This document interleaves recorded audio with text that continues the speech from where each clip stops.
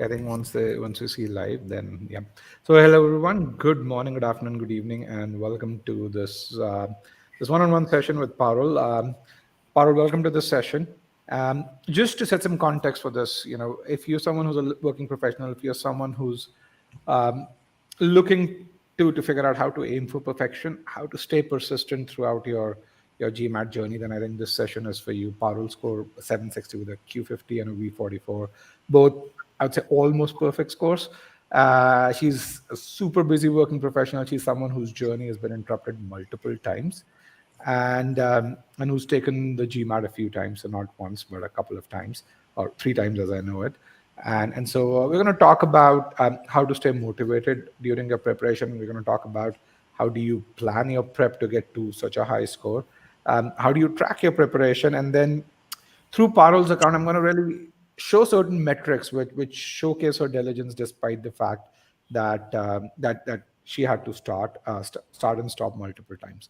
But before that, Parul, why don't you give an introduction? Tell us who you are, where you come from, and then why is the 760 important to you? Sure. Thank you, Rajat. Thank you for inviting me over here, and thank you, e-GMAT, for helping me throughout this GMAT journey. So, my name is Parul, and I am a BITS Pilani Goa graduate of 2020. Ever since then, I've been working in JP Morgan, first as a cloud and data engineer, and I'm currently working in their applied AI ML team as an ML engineer. So, I decided to do an MBA around last year or so, and I decided that I would have to take the GMAT for that because it's an essential component of your MBA applications. And this GMAT 760 is important to me because it holds good weightage in your MBA applications, is a good factor that makes you stand out, and also gives you value in terms of scholarships, and it like basically makes your application stronger also. So yeah, that's why it was important to me. Okay. So that's very well said. And I think with regards to you're applying to top B schools, that 760, 750, 770, puts you right there. It's you're in the top 1% of all applicants overall. The second thing is, I think one of the biggest things that I really say, if you have a 730, aim for that 760, 770, because not only with regards to admissions, but also with regards to scholarship, that ROI usually is immediate. And that's you're looking at a 4-month ROI of 100x the investment that you're going to do. But again, it's that persistence that you need to get to that to get that last nudge to go from a 710, 720 to a 760. That I think is really important. It also shows a certain aspect of your character with regards to perfection, which is something that B schools appreciate. People like me appreciate to have this instrument. So let's kind of talk about your first attempt. You had a very solid first attempt. So you had a 730, a Q49, a V39. So how did you prepare and for it? And then what did your ESR tell you?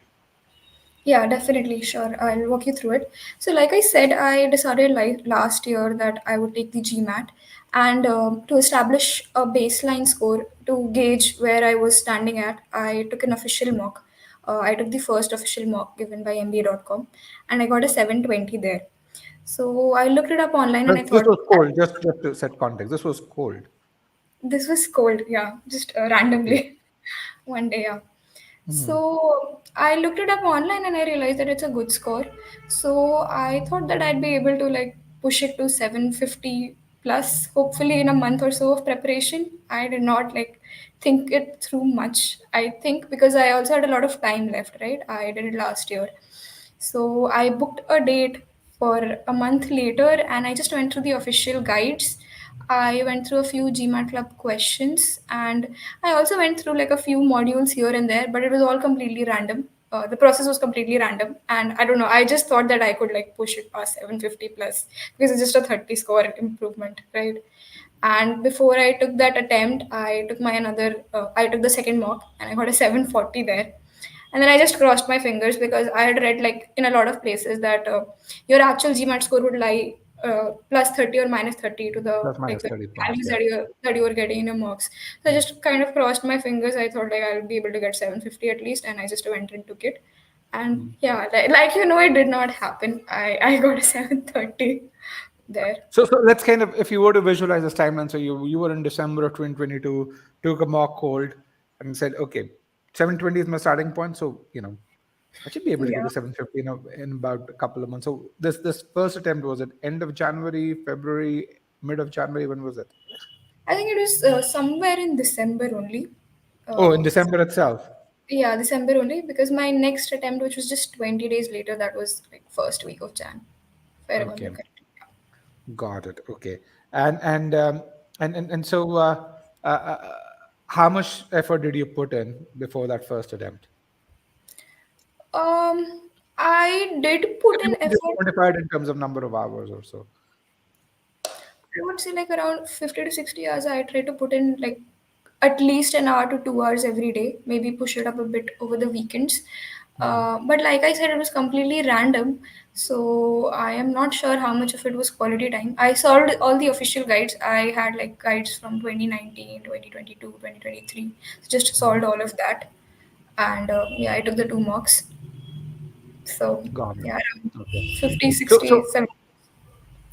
so I think, if so, just kind of going from there, and we're going to kind of jump back and forth in this, because we're going to have hold this interview the way your preparation was, because it was a lot of back and forth for you as well. So if you were to just summarize, yeah, you had this preparation for 760, where you got a 760, and then you had that initial preparation. So what were the key differences in and because you've already said it was very random, you've used the word random.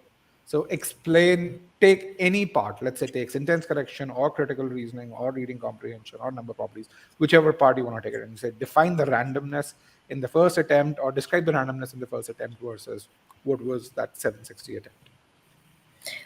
Sure. So when I say random, I also mean that I did not put in a lot of research in it. I did not see like how you should go about solving these questions. So for instance, I did not know that you should adopt the meaning based approach in sentence correction, or that you should like go through the pre-thinking process for critical Mm, reasoning. Even in quant, so to be honest, because I was an engineer and I was working in a quantitative field itself, I thought that quant would not be that difficult for me, and I would easily mm, get a 50 or 51. And verbal also, I would usually do well. I think before I mm, took the GMAT, so mm, I was able to understand like how to get the questions correct, but mm. there was no like systematic approach that I took, and I paid for that in terms of when I took the exam in the timed constraint in the GMAT environment. I paid for it in accuracy because I would get flustered a bit and then I would end up making silly mistakes. So Okay, so I tried to address all of that when I started preparing for my 760 attempt. got it. So let's kind of go from there.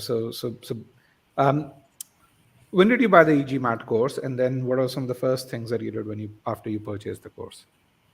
All right. So after I took my 730 attempt, I ordered an ESR, which is an enhanced score report, to see how my performance was like in the actual GMAT exam, and I couldn't make a lot of sense of it, to be honest. Like I wasn't sure where I'm going wrong. I couldn't find the root cause because again, it was not a systematic process that I'd adopted, right? So then I looked up. Like I decided I need some help, so I went to the GMAT club. I looked up on Quora, etc. I did a Google search and I found e-GMAT at a lot of places with a lot of good reviews. I went through the blogs that you guys have, the reviews, and they were really good reviews. I think a lot of people had talked about their journeys, and the variety of journeys was very good. Like people went from 600s to 700s, people went from 730 to 770. So I think that was very nice. And then I scheduled a consultation call, and the e-GMAT team was very prompt in that, I feel. You guys replied very quickly. So I was able to quickly get on call with, I think, Dhruv. And he went through my ESR and he explained everything to me. And I believe I'd also mentioned that I went through a few modules here and there, right, in my 730 attempt. So a lot Yep. of those were e-GMAT modules also, because I know that you guys have a few free modules, right, so that people can go through them. So I think I Yep. found the geometry modules very nice. I did triangles and all for my 730 attempt from there. I think Got I was it. a bit sad that like all the other modules were not there, but I did not have time at that point. You So mean in Dhruv, the free trial, in the entire course they were there? yeah. Yeah. So I went to the I went to the ESR with Dhruv, and he's quite encouraging. He was very analytical. He pointed things out where I was going wrong. I think I was very satisfied with how he analyzed where I'm lacking, which was very true, to be honest. It was not my ability that was a problem. It was my accuracy and a few strategies that I had to develop. So after that, I just decided that I'd take another attempt, and the 740 attempt that I took was immediately after that. I did it with 10 days of prep, and Mm. we only went through verbal, and my verbal score increased from V39 to V42 in the next attempt, my 740 Well, in attempt. 10 days or so, so those 3 point attempts, 3 point improvement came in 10 days. Okay. Yeah, so that I was very happy about that because I'd only listened to e-GMAT and I was parallelly working at the same time. So I did it alongside. Can you explain the parallelly working piece, please? I mean, I had not taken leaves for my second attempt while I was And how, preparing. how hectic is your work? Do you need to go to office?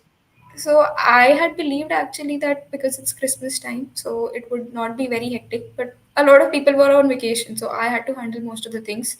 So uh, I think I was in constant communication with Abha and Dhruv at that point of time, and you guys really helped. Everybody was very accommodating of my schedule. So Mm. they told me what to do, where to do, and they also encouraged me to be very candid in my feedback and to send them mails immediately, like within 2 hours of where I Mm. am.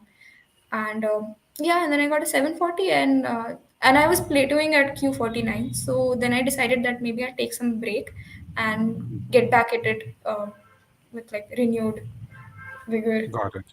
Yeah. So you talked about breaks, and you have written a phenomenal review, which was just published by GMAT Club. Now, in the review, you mentioned, when you would get back from a break, how you use Scholaranium, and also what are the tools that you use to actually ensure that you get back into groove before you move to the next step. So for the break part, right? So I'd probably divide my preparation into two parts: topics that I knew very well, and topics that I had to learn the fundamentals of, or to learn how to solve those questions, Mm. which sort of involved conceptual understanding and then application and cementing of that, the Got it. concepts. Right? So in this, I think for the break part especially, it helped me in two ways. A, it saved my time because it would diagnose and tell me what exactly which quizzes I needed to take for topics I am good at. So Hmm. I would directly take the cementing quizzes over there. And for the second part, because I went through the modules very well, and they are extremely good modules, by the way, um, all the concepts and everything. And I had solved all the process skill quizzes and the GMAT quizzes and the diagnostic quizzes and everything. Um, I had sort of cemented it as well because I followed the process that you guys had told me about to go through the concepts and then immediately take cementing quizzes, right? So it was there in my mind. It was not like I had to reset and restart from scratch. I could Got take it. a few cementing quizzes, and Dhruv would help me over here. He would tell me what all to do, how to revise things, and I would be back on track. So yeah, I used Scholaranium and the personal study planner also, I think, multiple times. Yeah, so I think there's a couple of things I want to just show. So you mentioning this, and I think the context here is really important, which is that you were someone who started at Q49, but then it was, so you're talking about Dhruv and Abba, and they're very good. They're very, very analytical, and someone who works in AI and ML can truly appreciate when someone is talks about data in a logical sense, and they're very good with regards to this. But then they also need the reciprocation from other side, where you put in the effort, you actually do the work, and you do it diligently. And I want to kind of showcase something over here. I'm going to share my screen, and and I'm going to share the entire screen in this window. Let me know when you can, Prakriti, if you can share, put the screen in the show, that'll be great. And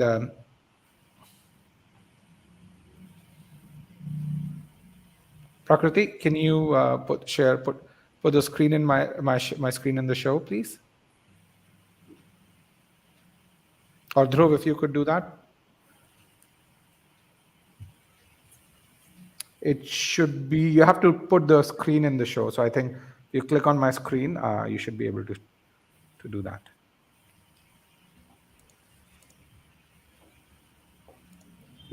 So Um,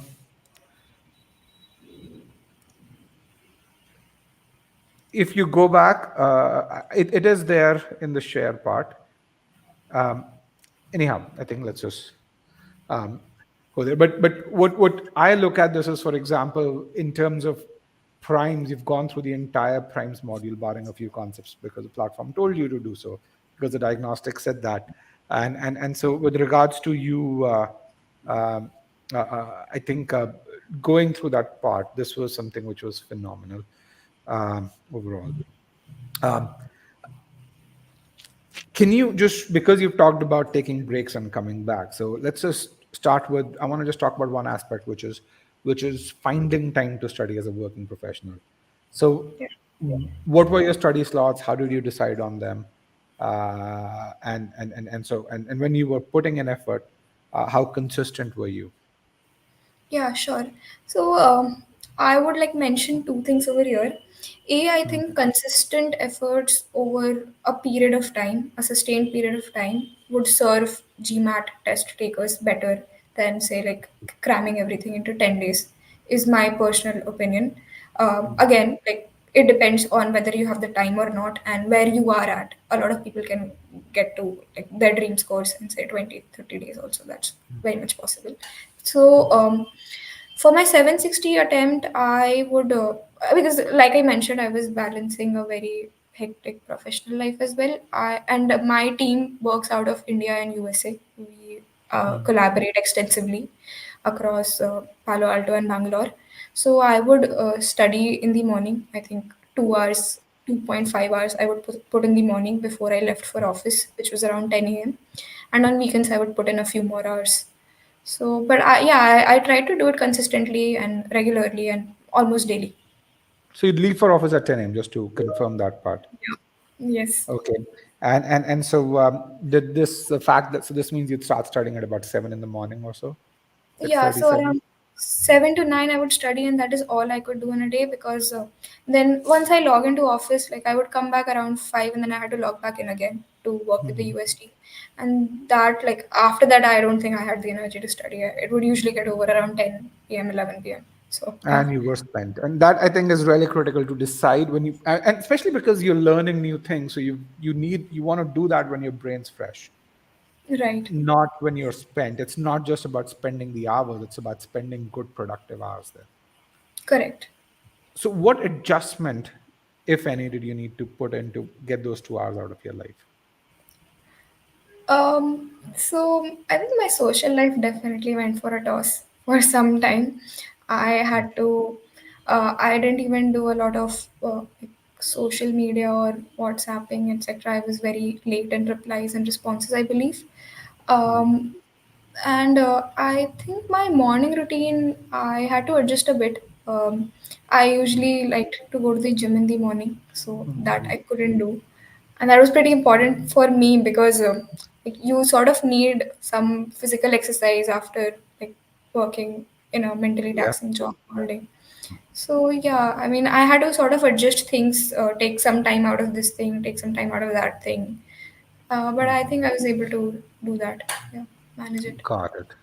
Okay. Mm. So when before, so just this adjustment, these adjustments, so it's not one but multiple, these adjustments that we're talking about, um, did you do them consciously? I mean, was that a planned adjustment? You said, I've got to do this if I have to put in that effort, or did that happen just automatically? I definitely had to plan. I mean, I had to sort of rework my schedule. I had to like decide that, yeah, fine, I am going to give 2 hours or 2.5 hours every day to this. And I would take out this time from here or this time from there. And this is how I would do it. And I think after a point in time, I think after a few like weeks, it sort of became automatic. It becomes automatic, yes. And I think that's one of those things which is really important. One of the first challenges anyone and needs to really put in is to really take that time slot out and do it consistently. If you're able to do it for 5, 7, 10 days, then I think you made certain big leaps towards your preparation. So let's kind Correct. of go towards verbal. You had a huge jump on verbal. So your first attempt, critical reasoning, your versus your second attempt, critical, or your final attempt, critical reasoning. How was the what was the difference in which you approached CR questions, and which skills did you learn? All right. Yeah, so one thing I would like to mention about verbal. So, like I mentioned, I thought my English was like really good, or my verbal also, because in earlier standardized tests, maybe in schools and all that I had taken, I would usually get very good marks. Even in Mm. college, I was the coordinator for my journalism department. So, I thought Oh that I wow. had yeah. So, but there's one thing, and a lot of people would also say that because like your English is good, your verbal should be fine. But one thing that I had noticed after I started preparing for verbal, even in my 730 attempt, was that a lot of it is very logical. It is very analytical. It's not just like learning It's not a grammar. test of English. Yeah, it's not a test of English. It's mostly logic. Mm. Logic through English is what my analysis of verbal is. So Mm. I think that's a good thing if you are like sort of analytically bent, Mm. because that would help you. And for my V39 attempt, again, like I mentioned, I was able to solve problems. I was able to get problems correct in the official guide. But yeah, I did not have a systematic approach to it. And I learned later that the official guide is just not enough if you want to, like, sort of like push your score past 750 plus for sure, right? So I did not have a systematic approach. I did not and that is, I believe, that cost me when I was taking the exam. I made a lot of silly mistakes. I think towards the end I also rushed, so my time taking strategy was also not good. And one thing I felt in verbal was I would always take verbal, quant, IR, AWA in that order, and I would take it in the morning only. So that was usually the first thing that I did. And for the first few questions, I would take some time to sort of just warm up and Mm. get cracking at the question. You get in that groove of taking the exam, right? So these are a few things that cost me the first time, which I took care to address. And obviously, the e-GMAT strategies really helped me. The meaning-based approach, especially, I think I sort of just started looking at SC questions in another way after mastering the meaning-based question approach. Okay. Now that's good, and I'm really glad because I think one of the things which SC does is it helps you visualize sentences. Was that something that you were able to do? Yeah, definitely. I was able to do that. I think like once you sort of, and Payal's videos really helped over here, by the way. So once you Mm. sort of able to break it down, relate how each sentence, each part of the sentence is logically connecting to each other, and what they're modifying, or what is this pronoun being used for, and what is the author basically trying to convey. Once you Mm. try to understand from that lens, I Mm. think yeah, you sort of like become really good at SC questions. Okay. Yeah. Now you went through the CR course very diligently as well. You went through the entire inference module, the entire assumptions module. How did they modify your CR approach? So I would not do pre-thinking in CR before that. And Mhm. while I think this has also been mentioned in the course that while pre-thinking you might not always arrive at the correct inference or the correct assumptions, etc., but it Mhm. sort of sharpens your logical acumen. And Mhm. once you have like that logic played out in your mind that the question is trying to convey, I think that really helps. And it helped me in the sense that I was able to figure out like what are the different kinds of assumptions that the author might be trying to make. It sort of Mhm. expanded how I looked at CR questions, and yeah, sort of shaped my logical acumen when I was solving CR. So yeah, Okay. I went through the entire module. Yes. Yeah, I mean, I'm surprised because when I look at this and let me try presenting, let's see if we can do it this way. So I'm going to share my screen and over here, let's see if we can share this. So yeah, so I don't know if you guys can see my screen. Yeah. So if you can see this over here, let's kind of try and make this full screen. You went through all of this. I mean, just going through the details of what only and all do, some, most, and the. I mean, the amount of time spent is phenomenal here. Another the other thing, then this is something that you don't really see. So we're building this AI-based system where we rate each activity and then combining the rating of each activity, we actually rate a module. So, so we've been collecting this data. So if you go to this view, let's see if we can get there. So you can really see this learning level. So within CR, you have these learning levels. I don't know if you can see this over here, over here. And so I'm going to expand this here, and within each activity, you can see your rating grade over here, grade A, grade B, blah blah blah blah blah blah blah. So we rate this and then we push it up there, and any grade A or B is actually phenomenal. We also look at if you do these activities in sequence, out of sequence. So here, I think there's a certain set of activities that you did out of sequence. So you can see in sequence over here. Actually, pretty much everything's in sequence in your case, um, in this case. And the same thing in quant as well. So I was going to talk about number properties, and let's just go through this. So you did really well in this, where you can see A minus A and A grades at a learning level. When I look at the activity completion, it's just phenomenal here. When I look at this, Yes. all of this done in sequence, um, really good grades here. And in the end, this is where we look at the most important piece, because that's where the GMAT learning activities and practice quizzes are. Grades A over here are really good indicators of your performance. And this is Yeah. something that's reflected in Scholar as well. Yeah. Just a side note, number properties was something that I actually had to study. All the other modules I just kind of knew, but number properties, the performance that you can see, that's all indicative of what I learned from the modules. So that really helped. Okay, good to know. Again, Pile would be really happy. So the entire PACE architecture, where you can skip files, is something that Pile designed completely. So that's Payal and who heads the learning piece, and Abhi, who heads our tech piece. They both work together on this.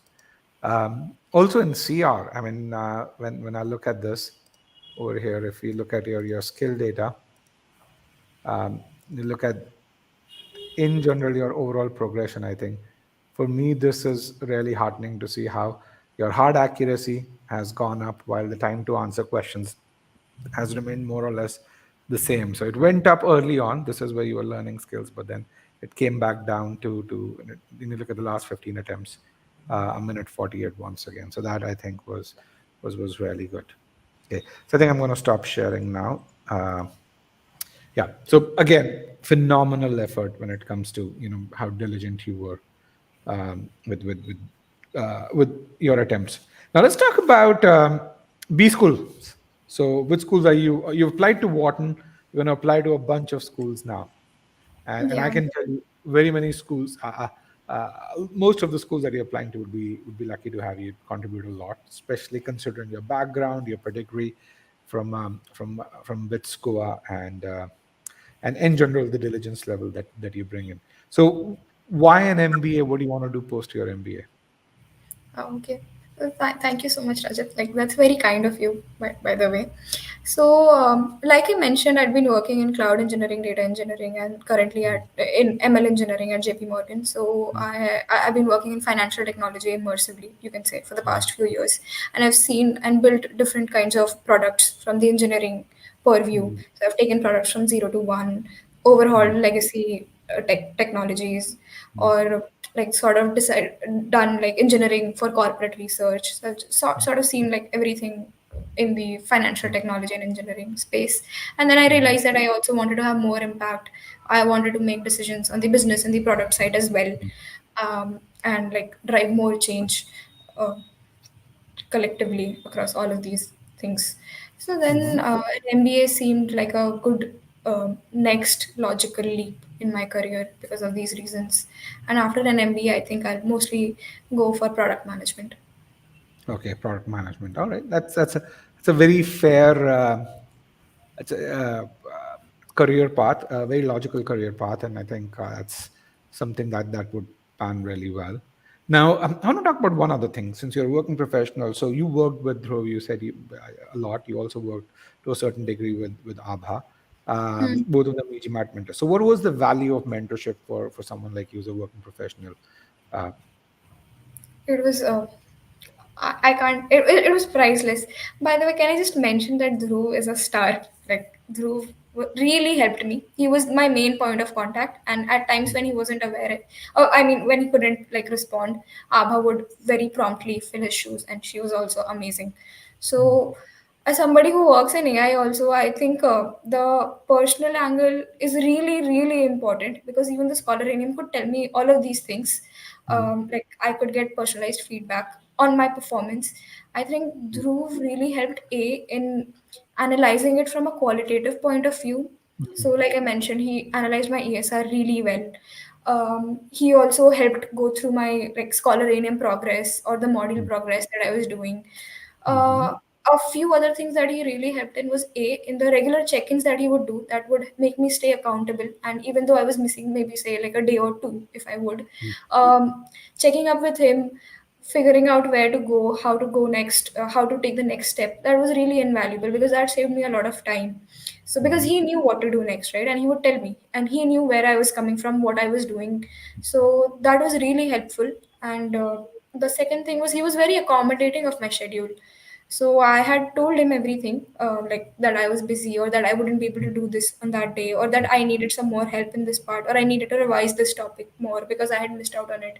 So he was very accommodating of it, and he would design things around my schedule. He would take these things into account, and that was very encouraging for me, because then I was like, I was just encouraged, but I was not discouraged that because I'm leaving 10 days I'm going back and I'm restarting from scratch.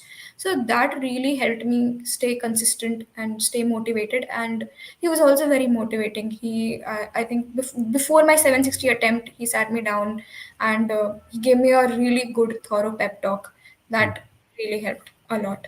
So all of these things were very helpful, and I think Abha shared the timing strategy with me. And you guys were very prompt on emails also, and would provide me extra material so that I'm better prepared. So all of these things were really helpful.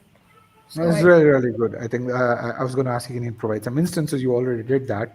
I just want to say, Dhruv and Abha, they're very, very good. Our other mentors are very good as well. But I think I also want to appreciate the fact that you communicated with them when you weren't able to do things. And I think that reciprocation is a two-way street. If you can't do something and you communicate that in advance, then we don't have that disappointment that, hey, we assigned certain tasks to you and you weren't able to get through them.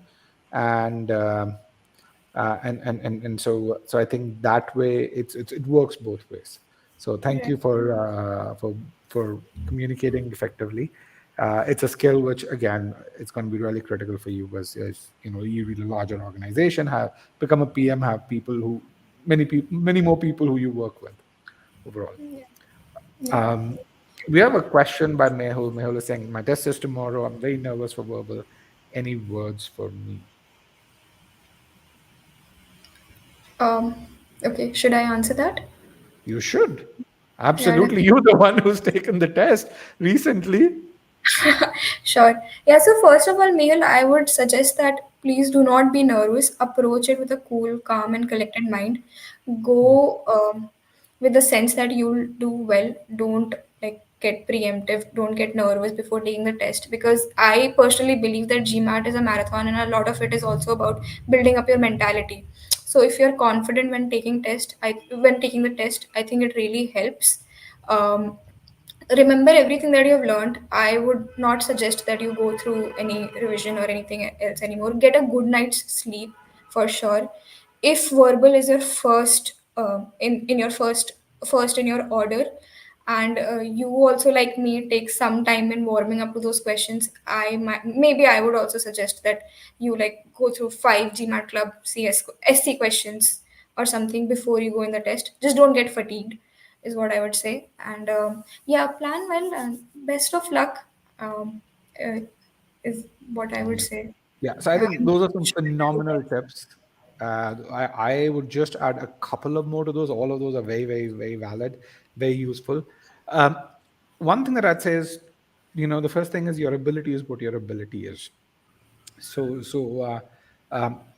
your test needs to be a reflection of what your preparation is.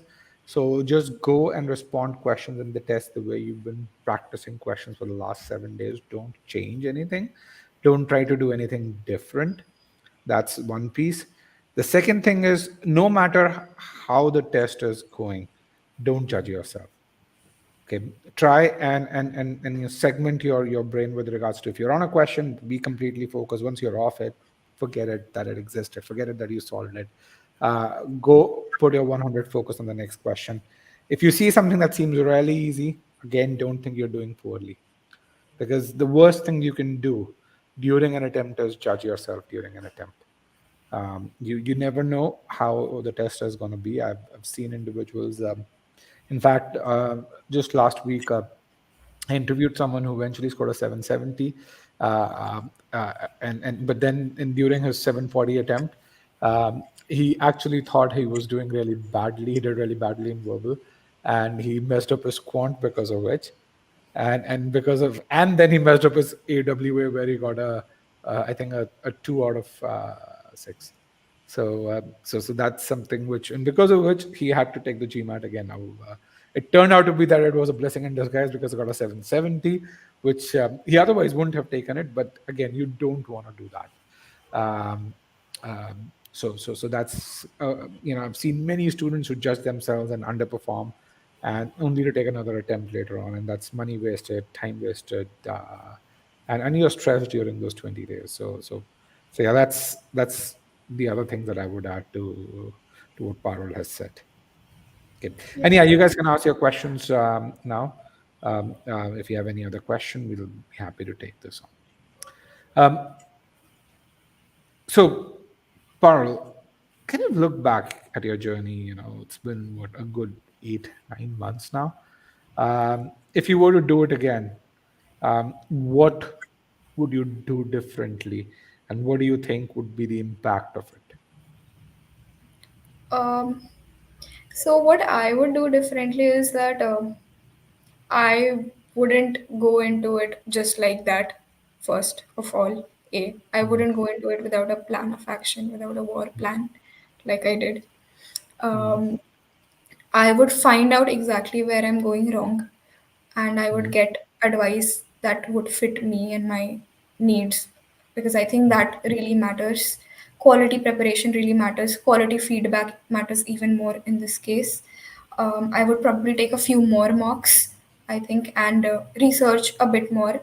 I believe, like, take mocks from a lot of mm, different places.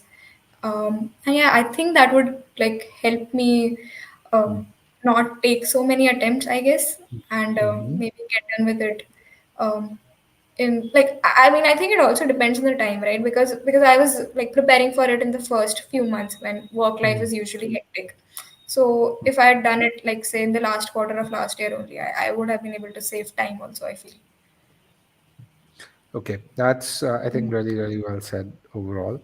Um, so absolutely agreed that you've got to do it in a very concentrated fashion. It's much better to do it and get done with it in 2.5 months. Hmm. Identify where you need help. Yeah. Create metrics. Your starting metrics. This is where I am. If, let's say you need help in CR, you say, okay, medium, this is my accuracy. Hard, this is my accuracy. So I'm at 55% in medium, maybe at 30% in hard when you're starting, and that's not bad. I need to get to 80, 90% in medium and about 60, 65% in hard, given where I want to be. These are the gaps. Now, and there's one question that I didn't ask. Your error log. Did you build an error log? If so, what did it look Yeah, like? I did. So I think I read like in one of your webinars or something only that you guys had told that feedback is really important, and I would attest to that a lot. I think quality feedback in GMAT, a maintenance of your error log, where you're going wrong exactly, pinpointing that is really, really, really important, especially in GMAT. So I maintained an error log. In fact, if I went wrong in questions, I would go back, I would go through the video, and I would solve it exactly like you guys did. I would point out, like, I Mm, didn't apply this process skill, or I did not translate it correctly. And then I realized that I was making a lot of silly mistakes. Like, I would just miss out on edge cases maybe, or I mm, would. There was one thing where I made a lot of mistakes. Like, I wouldn't take, like, if it had said that it's an integer or a positive integer, I wouldn't take, like, maybe say zero or something like that. So all of these things I was able to really pinpoint really well, and the error log mm, was also very helpful because it made me realize where I'm going exactly wrong. So I was able to correct it properly. So quality feedback and quality error logging is very important in GMAT, I think. So did you use the e-GMAT template that was given? Yeah, I tried to maintain it, and I also used the video, the way that you guys were solving that. Yeah. I Mhm. tried to sort of solve like that also, and the Excel sheets also I maintained. Got it. That's good. I'd actually Towards like to towards love the to end, pitch him after this. yeah. Sorry, please Okay. continue. Yes. So we have a question from Priya. Prakriti, if you could just highlight the question, that'd be great. It says, how should I prepare for CR and RC properly in verbal? Yeah. Should I go, Rajat? Yeah, You should. Yes. yeah, It's definitely. always you first, and then I'd add to it. Yeah, please add to it. Yeah. So, Priya, what I felt was that like I mentioned, verbal is a lot of logic and analytical thinking. So, for critical reasoning, it's very logical. It's about assumptions or strength and weaken, etc. So, I would suggest that first, you understand the paragraph really well, what the author is trying to say, segregate the premises, the conclusion, figure out the assumptions. So, read it really well, and all of this should go in your mind parallelly. So once, like, if you are doing CR questions properly, once you figure out what the author wants to say exactly, what the conclusion is, what are the inferences, etc., then go through the question, what exactly is the question asking, put yourself in the author's shoe, then answer the question from that point. I would also suggest that you try to eliminate answers. And CR, I believe, is very tricky because a lot of times you feel that this answer is right, but it's completely wrong. So I think you should put in a good amount of time in going through CR questions, in mastering the process, and pre-thinking that e-GMAT like teaches is really helpful. Like I mentioned, it sharpens your logical acumen. For RC, so the questions are it's either direct questions, like what is the main point, etc., or they're inference based questions. You can divide it into two buckets, I feel. And for RC, what I felt was that the paragraphs, especially at medium hard or hard level, either they're really long, four paragraphs, or they're very complex if it's one paragraph.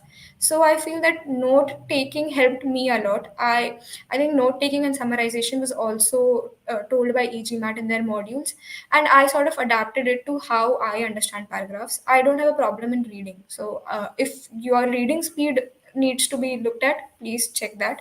And what I would do for RC was that I would take these GMAT paragraphs either from GMAT Club or like anywhere every day, and like make very thorough notes, summarize each paragraph, again like e-GMAT taught, and then come to the main summary. And once I thoroughly understood it, I think I was able to do all questions very quickly.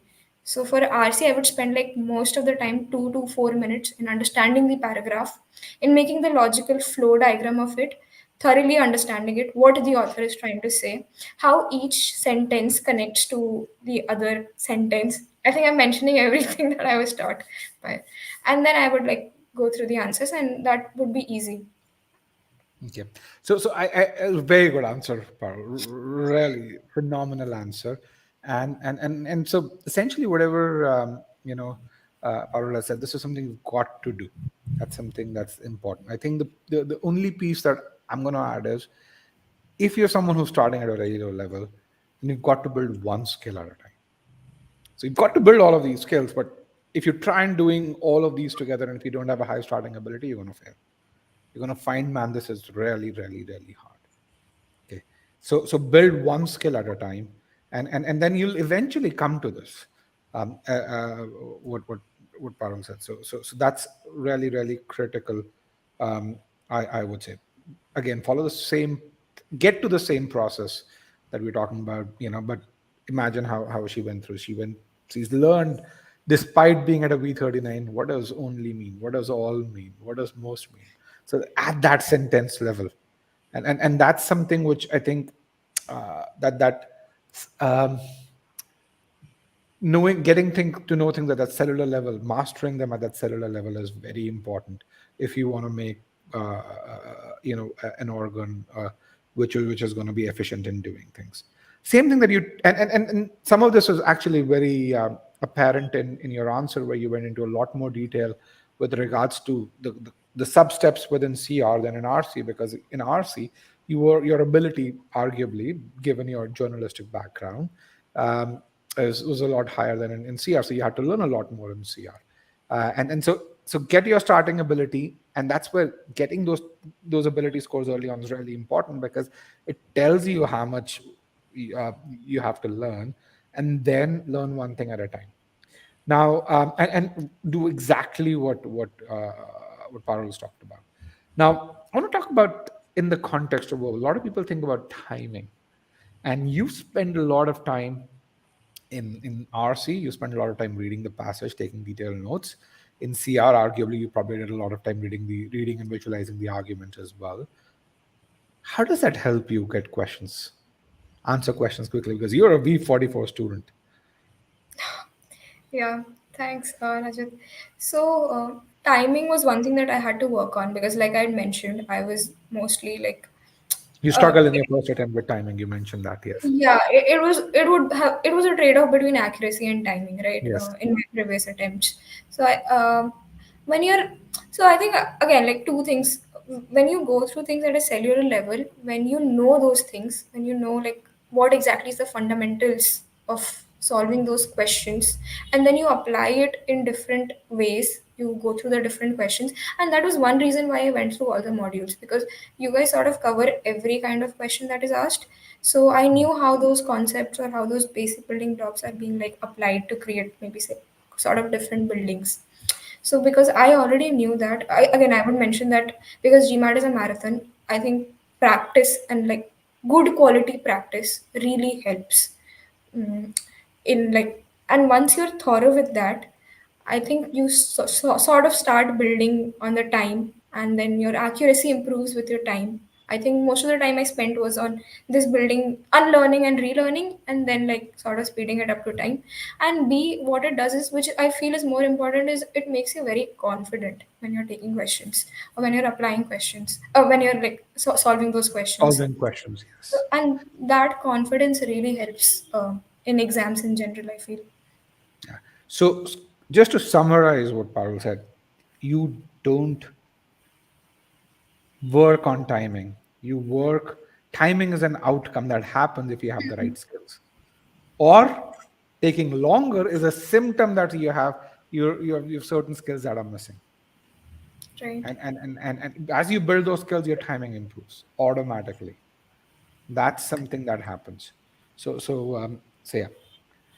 Let's look at Vishal's question, and this is something I think that's definitely first for you, and then I think it's for me. Yeah. So, hey Vishal, are the practice questions given on e-GMAT enough? Did you solve more questions from other platforms? So, like I mentioned, I solved official guide questions. I did it from, I think, 3 years, 2019, 2022, and 2023. Apart from that, for quant, only did e-GMAT questions. I felt they were very thorough. So, Hmm. there was one thing that I think I was helped at was when I was solving a visual guide, I did easy, medium, hard, all three, right? And I realized that because I was aiming for a 750 plus score, I should only be doing medium, hard, and hard questions and building accuracy and time ability in that. So I think the quant questions at e-GMAT were really good in that sense, very very good. Because I could solve e-GMAT questions, which are I think like a lot of them are a bit tougher than the actual GMAT questions within 2 minutes. So I think that really helped me. So for quant, I did that. For verbal, I also went to the GMAT club, and I also solved like I would just search questions over there, like SC 800 level questions or something like that, and I did it in the last week before the exam. So yeah, that's all I Where did. 90% And of the time we just did EG questions overall. Because I'm yeah, looking at it, you solved 700 questions in verbal call overall. yeah. And then if you add the questions for the course, you have another 1,000 questions there just in verbal. Hmm. So Yes. so given the amount of time you spend overall, yeah. So I think when you think about just the sheer volume of questions that we have, the CR course, just the course, which is not Scholaranium, that has about close to 400 arguments in there, and then you take call, and then you have another 350. Now compare this to the official guide where you have about 200 to 230 arguments. and that too, one third of them are easy, one third medium, one third hard, and which is where at e-GMAT our split is 20 easy, 40 medium, 40 hard, or so. So you, if you're aiming for a high score, you'll get much more relevant content there. The second thing is again the focus on the harder piece here, which is where we think about the official guide. It's it's designed for people who are aiming from the 30th percentile to those who are aiming for the 95th. So they can't really put a lot of content in there for those who want to get to 99th, 98th percentile. It's just not that much of the population there. So it's like, your plus two prepares you for competitive exams. It's not designed. You still need to take those more challenging questions there. So yeah, but yeah, I think you'd get more than enough questions there. Um, Isn't so? Hopefully that answers your question, Vishal.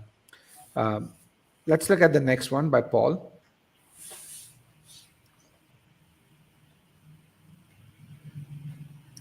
Okay. So It's on the I AWA section, I think. It's the AWA. Yeah. Yes. So maybe I'll answer that because I got a 6 out of 6 in all three of my attempts in AWA. So, what would be the most important aspect of organizing your thoughts and laying out a blueprint? So, one thing I would mention over here is that if your critical reasoning is good, automatically your AWA would also be good because AWA is sort of like critical reasoning in writing. Correct? You are given an argument, you have to analyze it. So, what I did was I went through a template. I think I prepared a template for myself also, like just before I went. So that would consist of the introduction, where I would just analyze the argument, what the author is trying to say, and then I would have like I would always choose weaken the argument, which I think is what a lot of people do, and then I would have like 3 paragraphs where I would talk about the reasons why, and those would be, I think, like a lot of them would be very common to a lot of arguments. You could talk about the data not being correct or some flawed assumption that the author has made. So a few of these reasons, if you can go through and then like just look at the paragraph and then maybe you can apply it over there. And one common thing that a lot of people do is they mention one example or say what if, and then the author has like not mentioned this point, and then the conclusion.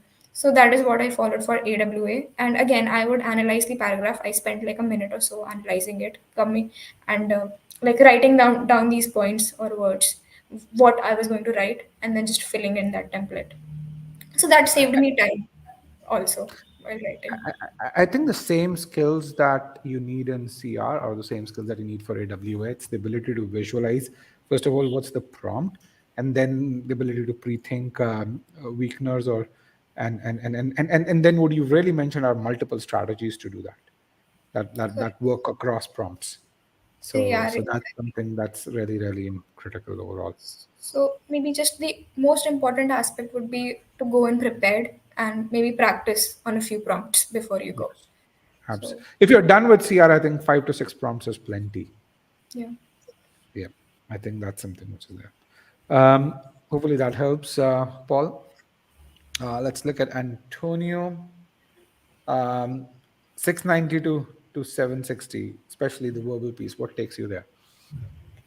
Mm, so, so Antonio, like I would suggest, I'm not sure where you are at the 690 level at. Is it an official score? Is it Let's assume he's at a V44, V34. I'm sorry.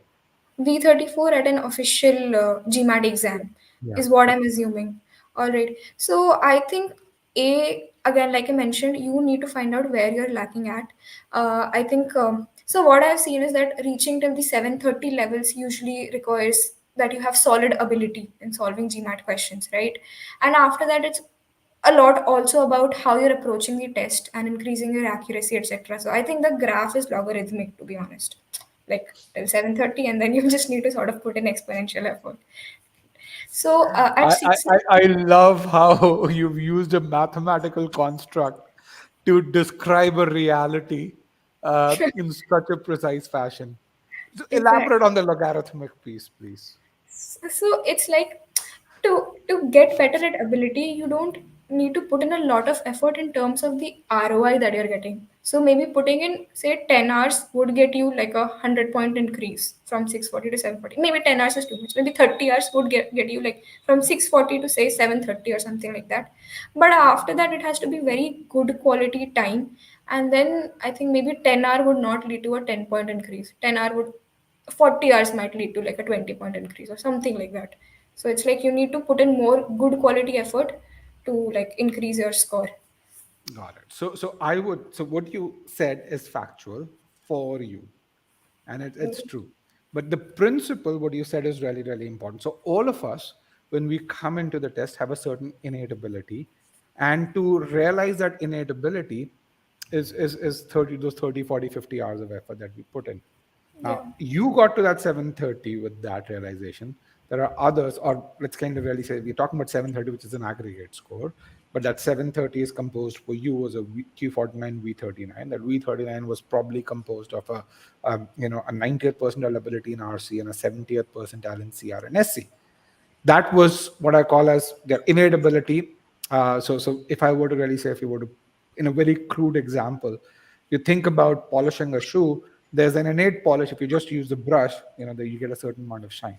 That's the 730 was the amount of shine that you got, because there's a lot of polish that was there over the years because of your journalism background. Yeah. For others, that number may be at a 50th percentile ability in in CR, some people actually struggle with RC, a 40th percentile ability in RC or so. And once you hit that bottleneck, then the incremental number of hours that you need, um, for every incremental point increase, they increase, and the further off that you go, uh, Hmm.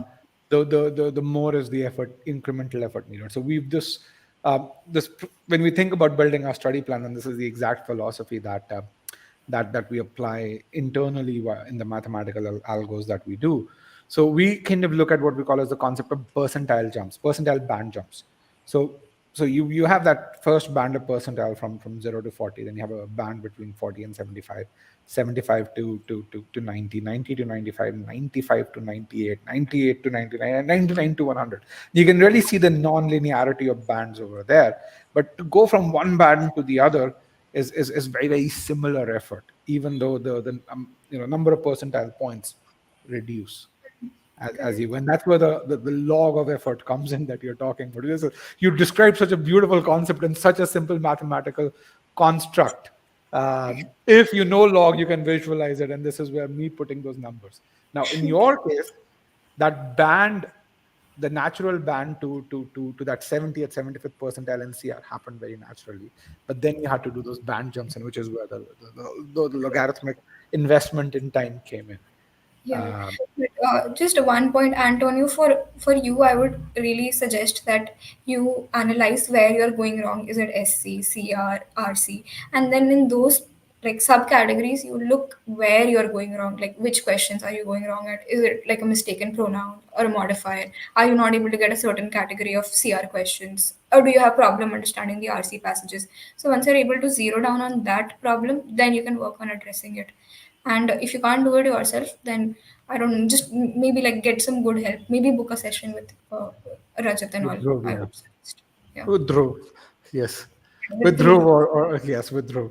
Yeah. Not so much. But yeah, I think get your ability score. I think that's a very, very critical, really good starting point. If you don't know what you need to aim for, you'd put your energy in the wrong direction. That's something which I think is, you don't want to do that.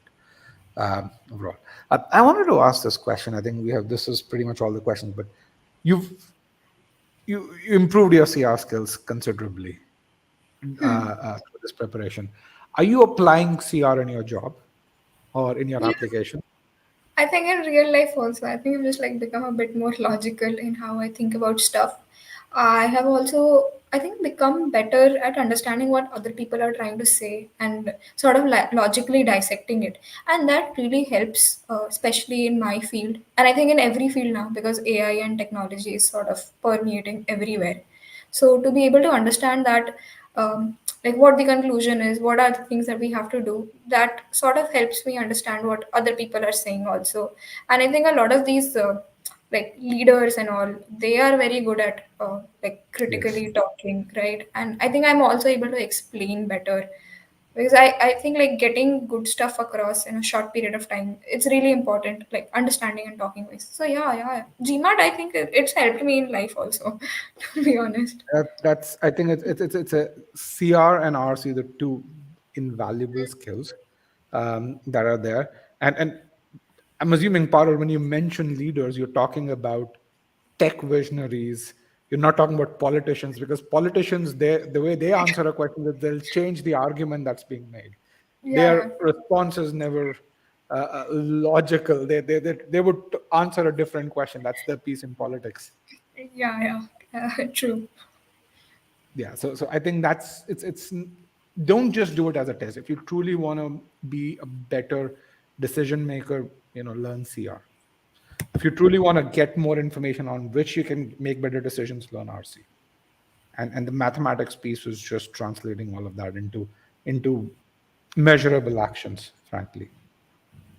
That's all that I would say.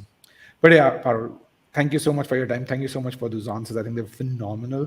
I've interviewed many people. You're one of the better ones, is what I would say. You're in the top 5 percentile, if I were to quantify it. So thank you so much for your time, and good luck. Yeah. Again, Rajat, thank you so much. You were very kind. Thank you for inviting me, and thanks to everybody for joining. I hope I was able to help. And And for those of you, I think, who like Parul's answer, please like the video, promote the video, share the video. That's something that I'm supposed to say. Also, not only because it's e-GMAT's video, but also because it's on GMAT Club. But yeah, do like it, do promote it. I think it's a feedback to YouTube as a platform. It's a feedback to GMAT Club that you guys benefited from this. So yeah. Thank you very much. And if you have questions, you can reach back to me at rajat@e-gmat.com. Also, if you're an EG Matter, we are hosting a session with Rajat and Payal on Friday morning. Please log into your account. You'd get a pop-up again for paid students. So if you have questions, send us your questions. Super excited to talk to you guys on Friday morning. And of course, we have our weekend sessions on RC and algebra. If you need help in those areas, register for those. The join links are there on our platform. We'll share them right after the session as well. Okay. I think that's all the time that we have. Thank you very much.